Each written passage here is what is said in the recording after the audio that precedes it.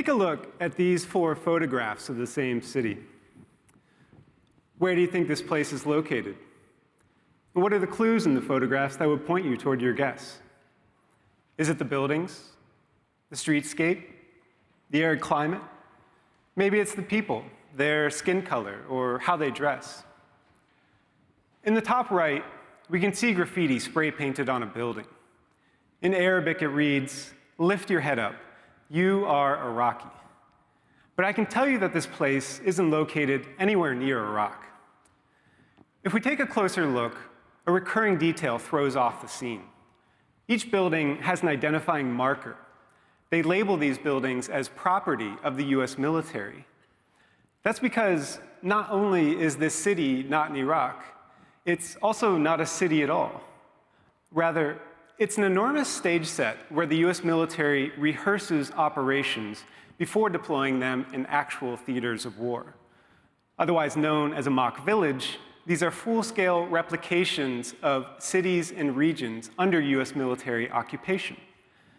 And so this particular mock village is located not in the Middle East, but over 12,000 kilometers away at Fort Irwin, a remote US military base in the Mojave Desert of California.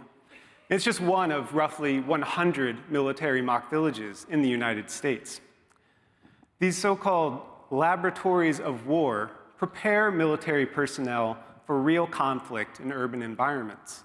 And yet, the mere existence of mock villages affirms how violence in civilian spaces has become a normalized and accepted component of modern warfare. How did this come to be?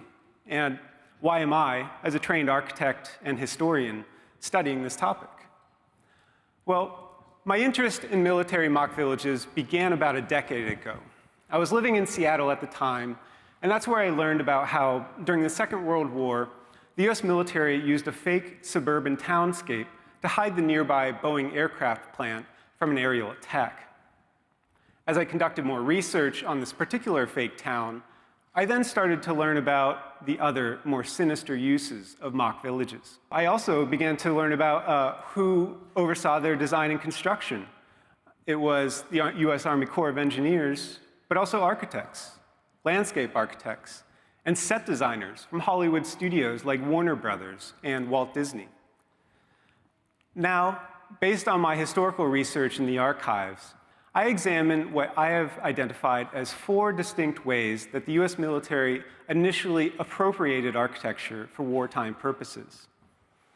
First, as I mentioned, mock villages were used for visual deception. They camouflaged key military sites on the American home front. Second, mock villages were used to create public propaganda. Replicas of Tokyo, for example, were theatrically destroyed for films and photographs in order to mobilize the nation for war. Third, mock villages were the subject of military science. Military personnel studied how German and Japanese homes were made in order to understand how they could be unmade using lethal force. And lastly, mock villages were used for the physical and psychological conditioning of troops. Also called combat towns, these were highly immersive environments for exposing soldiers to the harsh realities of fighting in foreign cities. A key component of that immersion was called hate training. This is a strategy in psychological warfare that attempts to vilify and completely dehumanize entire nations and ethnic groups in order to label them as enemies deserving violence. Here, the architecture of foreign cities is used by US military personnel as a kind of visual cue to elicit feelings of hostility and bloodlust in American soldiers. So since the 1940s, mock villages have changed, and they continue to change to reflect regions around the globe. They are, in effect, a portrait of the world as seen through military eyes. Today, for added realism, the US military hires people of the Afghani and Iraqi diaspora to populate its simulated environments. These individuals might play act as everyday people going about their lives. Others play the role of insurgents or terrorists. The point is, there remains this underlying assumption that civilians are part of the battlefield.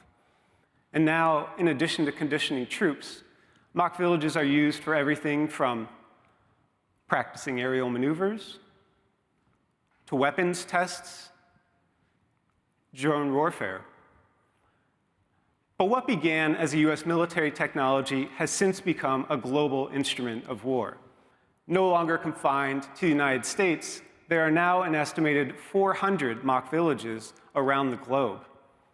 For example, since 2005, US Marines and Israeli Defense Forces have trained together in a mock Palestinian village in the Negev desert. Ukrainian troops are using mock villages organized by American and British troops. Meanwhile, there's evidence that Russia's doing the same. Satellite imagery tells us that the People's Liberation Army of China is constructing mock US warships and bases in the Taklamakan Desert. And mock villages are also no longer just for military use. In response to civil unrest of the 1960s, police departments began using mock villages to practice so-called anti-riot tactics. And today, police continue to train using these operations that, as I've shown, are rooted in military logistics. As we speak, protesters are trying to stop the development of Cop City, a proposed police training facility outside of Atlanta, Georgia. So here's my overarching point. In the 1940s, the invention of a novel form of architecture, the military mock village, coincided with the invention of new forms of mass violence that we're still dealing with today. It is an ongoing case of construction begetting destruction, of simulated hostility enabling real harm. At stake in my research, then, is a critical understanding of how anybody, any building, or any city risks being replicated and repurposed by militaries and police in order to enact violence against it. Thank you so much.